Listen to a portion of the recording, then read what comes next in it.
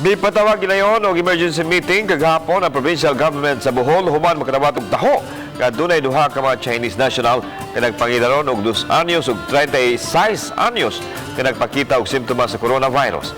Gipadawag ni acting Bohol Governor Rene Rampagos ang airport ug port personnel, PDRRMO, Provincial Health Office, Bureau of Quarantine ug ubang ahensya aron mapangandaman kini sa probinsya. Suma ni Relampagos ang batang inulang adunay coronavirus gidala sa Governor Celestino Gallares Memorial Hospital ug ang 36 anyos gidala sa usa ka pribadong hospital sa Tagbilaran. Na-examine na sila ug nakuha og sample nga gipadala sa Australia aron masusi ug masayran kung nagpositibo kini sa coronavirus. Apan ang mga Chinese nakabiya na sa Bohol. Sa Bohol number 1, tourist ang mga Chinese sunod sa mga Koreans.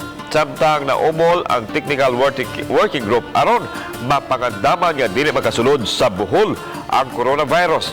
In place na sab ang mga thermal scanners sa Bohol Panglao International Airport. There is no cause for alarm din sa probinsya sa Bohol. We are on top of the situation. No?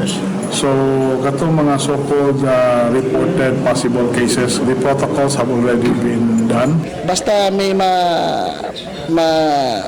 detect tayo na symptomatics, nire-refer namin sa DOH na hospital.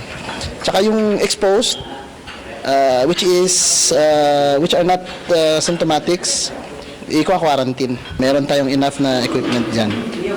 And our staff is capable and well-trained talaga.